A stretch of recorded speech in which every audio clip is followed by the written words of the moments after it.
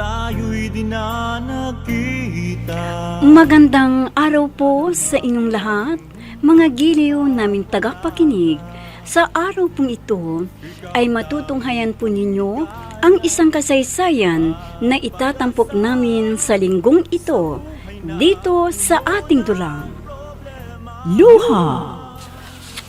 Pamangkin, may pera ka ba dyan? Pahiram muna. Bakit po, tita? Sinusumbong na naman kasi ng asma ang pinsan mo eh. Ano ho? Pambihira naman kayo. Masyado kayong gastadora. Hindi ba't katatanggap nyo lamang ang padala ni Tito nung isang araw? Ang totoo niyan, hihiram sana ako sa inyo ng pera, tita. Ano? Anong bibigay ko sa'yo? Isa pa. Bakit kahiram sa akin? Ikaw itong may pera. Nasaan ang pera mo? Galing sa ibang bansa. Abay, wala ka pang isang buwan dito sa Pilipinas Ang tita naman, kung makapagsalita, parang hindi alam kung saan ako naggagastos ng pera ko. Ay, yan na nga bang sinasabi ko sa'yo eh. Masyado kang magastos. Bili dito, bili doon, ang ginagawa mo. Kahit hindi importanteng bagay, binibili mo. O, ano ngayon? Di nga ka. Tita, wala nang magagawa niyang sermon niyo sa akin. Kahit sermonan niyo ako ng sermonan maghapon, hindi na may babalik ang perang nawala. Ang sa akin lang ay nagpapaalala lang ako sa'yo. Dahil hindi lahat ng araw ay may mapagkukunan ka. Sa ganda ko ba namang ito, imposibleng mawawalan ako ng pera, tita. Diskarte lang yan. Diskarte. Bakit naman marunong kang dumiskarte? Kung hindi ka marunong mag-ipon, wala ring kwenta ang pagtatrabaho mo. Teka, huwag ka kasing gastador kung may pera ka. Magtabi ka. Hindi yung dumating lamang ang mga kaibigan mo magpapabili ka agad ng kung ano-ano. Diyan kasi hodang umutang ka para lamang maibili mo ng pagkain ang mga kaibigan mo. Di lamang ako gumagastos, tita. Siyempre, kailangan gumastos ako para ma-impress sa akin ng aking mga kaibigan. At alam mo, tita, kung ano ang tawag doon? Pakikisama. Oo, hindi masama ang pakikisama, pamangkin. Kung ang pakikisama mo ay nasa tamang lugar.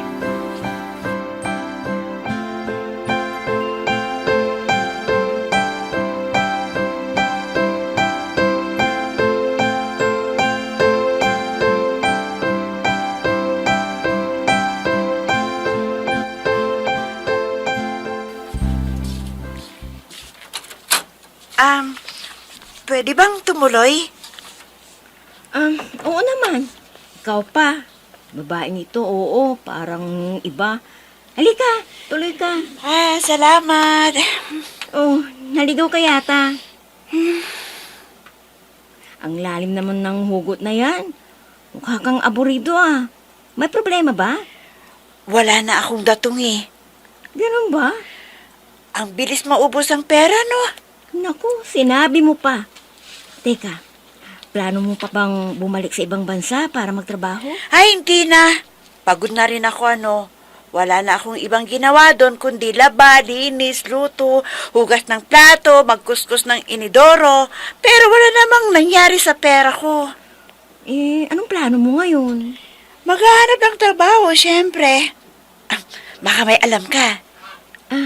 Oo. Pero hindi pa sigurado kung may bakante. Kasi parang ang usap-usapan mag-hire pa lang sila. Hindi pa sigurado.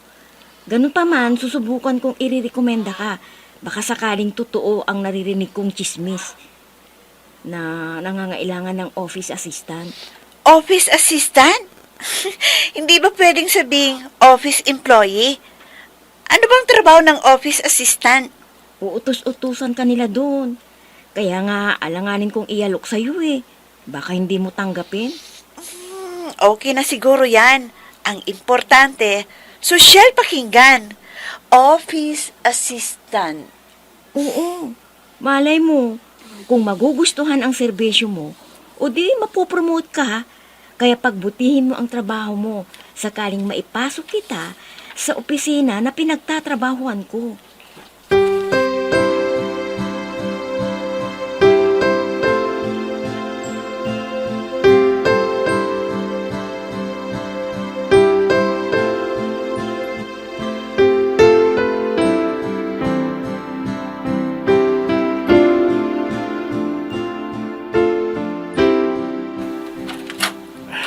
Nandyan!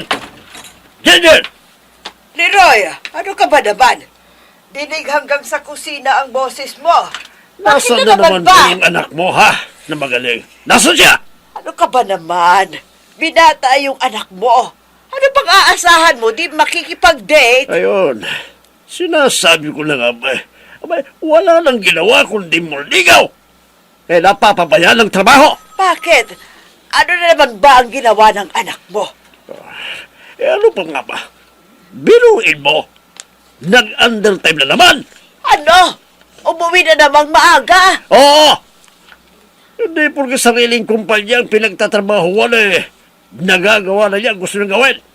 Abay, maging magandang ehemplo naman siya sa mga empleyado roon.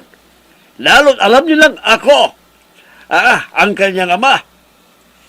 Abay, baka ano na lamang sasabihin nila sa akin? Masyado kong stricto sa kanila, samantalang sarili kong anak, hindi ko madisiplina. Ay, nako, ewan ko ba sa anak mong yun? Hindi naman ako nagkulang sa pangaral sa kanya araw-araw. Talaga hindi na magbabagong anak mo yan. Hindi makakatikim niyang, ewan ko kung ano magagawa ko sa anak mo. Ha? Anong ibig mong sabihin? Ididimul ko siya. Ano?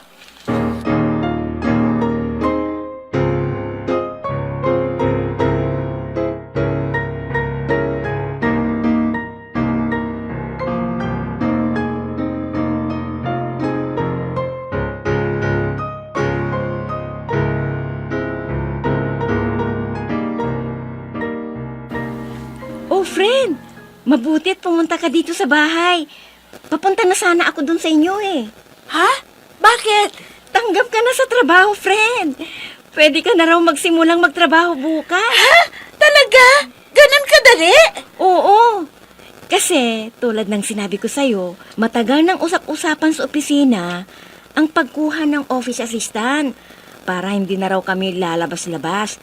Istorbo kasi sa trabaho yun eh.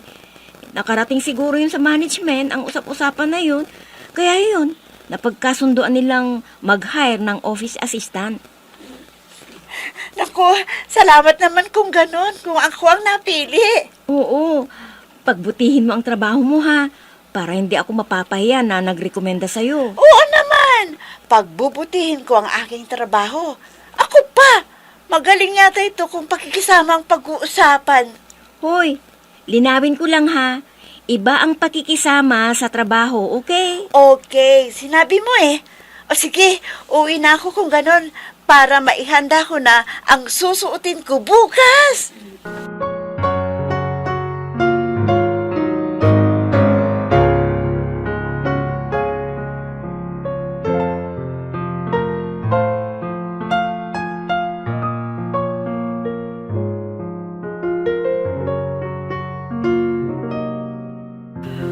Mabuti na lamang at umuwi ka na.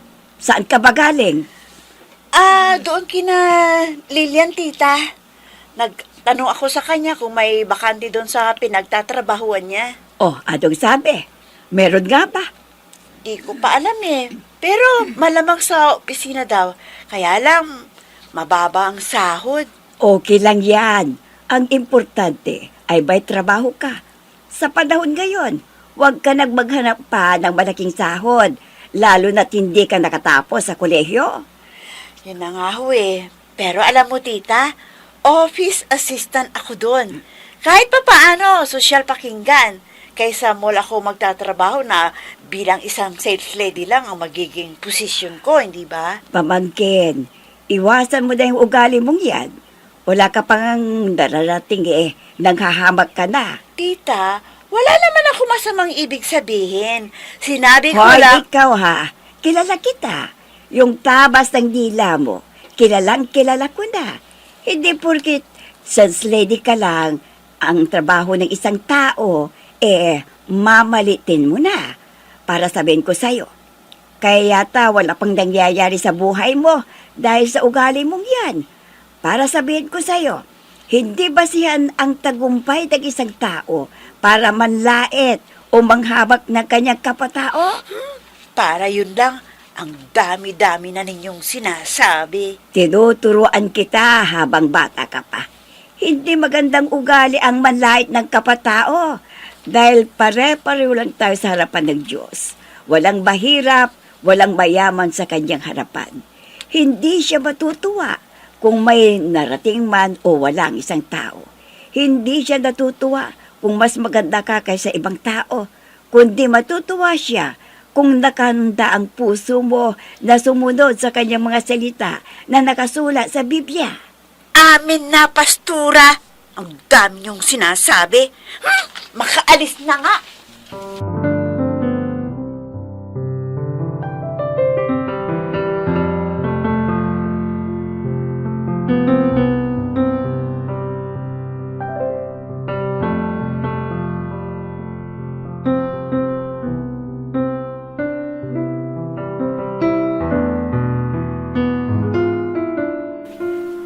Mabuti naman at umuwi ka na.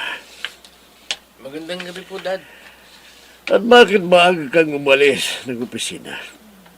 Saan ka na naman galing? Talaga bang hindi ka na makuha sa pakiusap ng mami mo, ha? Eh, Dad, wala naman akong masamang ginagawa. Tapos ka ng trabaho ko sa opisina kaya umalis na ako. Tapos mo na nga ang trabaho mo, kaya lang hindi pa oras ng uwian.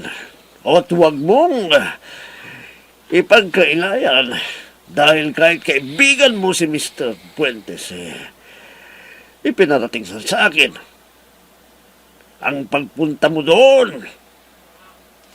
Hindi ho ba sinabi ninyong uobserbahan ko ang trabaho ng isang manager? Aba, nangangatwiran ka pa. Baluktot pa. Anong balugtog doon? Hindi ba't manager si Mr. Fuentes? Oh, inoobserbahan ko ang trabaho niya bilang manager. Eh, kayo itong nagsabi sa akin na obserbahan ang trabaho ng manager eh. Bakit? Tapos, kayo itong nagtataka kung bakit ako madala sa opisina ni Mr. Fuentes? Bakit? Si Mr. Hortaleza, hindi ba siya manager doon sa opisina kung saan kita itinalagang assistant? Bakit ka pa kailangang pumunta sa opisina sa kabila? Gayong iisa rin ang trabaho ng dalawa. Eh, kasi Dad, ganito kasi yun.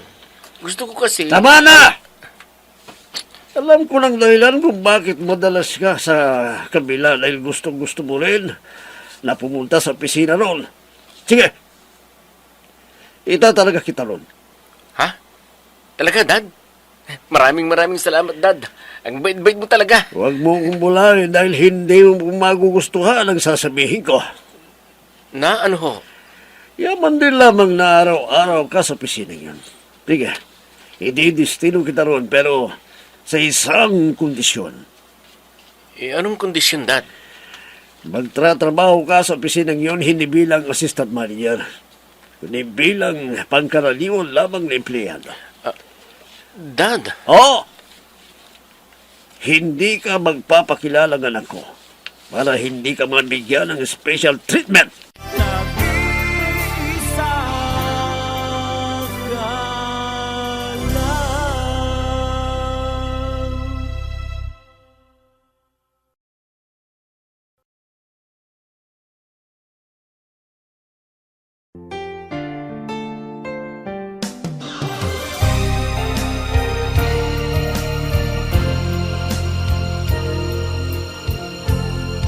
Magmula nang tayo'y di na nakita, nadama ko ang Oh, hindi ka na naman papayag.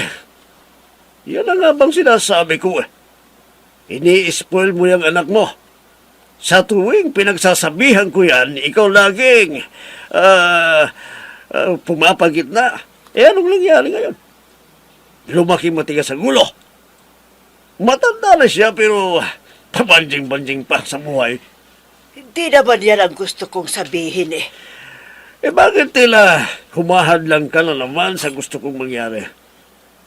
Maganda yon para matuto siya. Hindi sana yon na makihalubilo sa ibang tao. Pwes, sanayin niya.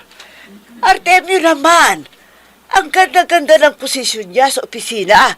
Pero gagawin mo lang empleyado lang. Oo. Para matuto sa lahat ng ginagawa niya. Eh, laging nagpapasarap sa buhay. Tingnan mo yung ginawa. Ginawa ko na nga siyang assistant manager. Anong ginawa niya? nag-undertime. At puro lakwat siya. Ginagawa. Gawin ba ng isang empleyado yun? Ha? Parang normal lamang empleyadong ginagawa niya. Dapat matutunan niyang maging mapagpakumbaba. Iyon ang importante. Marunong magpakumbaba kahit na pag-aari niya ang malaking kumpanya. Ikaw lang ang tanging mahal ko sa buong buhay kong ito. Pag-ibig ko'y tanging ikaw lamang, sa puso ko'y nag-iisa ka lang. Hoy, ano bang pinaggagawa mo? Di ka mapakali sa upuan mo, lakad ka ng lakad. Tinatanong ko kasi ang kailangan ng mga kasamahan natin. Alam mo na, nagpapakitang gilas ako. Hindi mo na sila kailangang lapitan pa. Sila ang tatawag sa'yo kung maipapagawa sa'yo. Good morning, sir. Good morning. Siya nga pala, naririto na bang lahat? Yes sir, nandito na po kami lahat. Siguro naman ay familiar na kayo dito sa katabi ko. Kilala niyo na siya dahil madalas siya dito, di ba? Yes, sir. Mr. Monteclaro, sumunod ka muna sa akin sa office ko para masabi ko pa sa'yo kung ano-ano ang magiging trabaho mo rito. May bago rin pala tayong kasamahan. At ang gwapo niya, in fairness. Ano? Mas gwapo pa si Edgar kaysa dun sa kasama niya. Oo, kasi isa lamang baguhang empleyado ang mukong na yun. Samantalang si Sir Edgar ay manager na.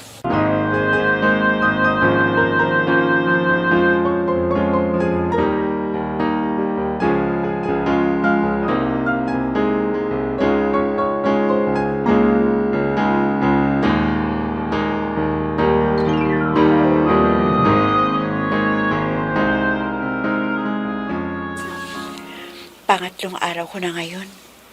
Maganda na kaya ako? Teka, anong oras na kaya?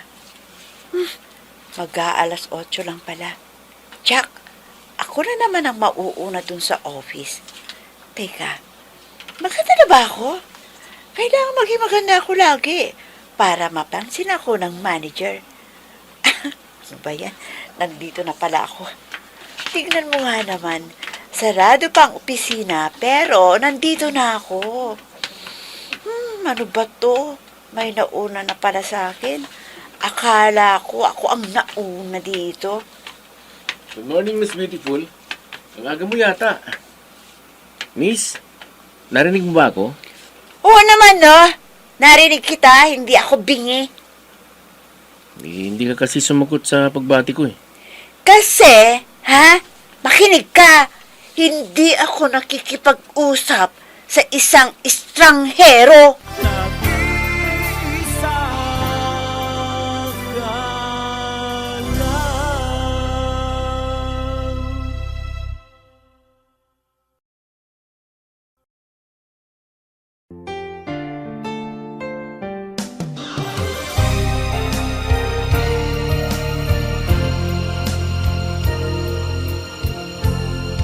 Magmula ng Ano ang kapalarang naghihintay kay Marga sa opisinang pag-aari ni Janjan? Mga giliw naming tagapakinig, sundan bukas ang karugtong ng kasaysayan na itinampok namin sa linggong ito dito sa ating tulang. Luha! Mga nagbibigay buhay sa ating dula ay sina Mayra Abrehal Narnola, Susan Malikdang, Robert De Guzman, Jun Cabato, Emma Dalope, Andrea Solar, Ami Diaz, Jonathan Bravo, at si Oscar Ora. Technical Supervision at Musika, Oscar Ora. Nilapatan ng tunog ni Robert De Guzman, Willie Francisco. Sa panulat at direksyon, Eva Alcoriza. Inihahandog sa inyo ng F3 Recording Studio para sa Pambansang Radyo ng Pilipinas, Bombo Radio, Philippines.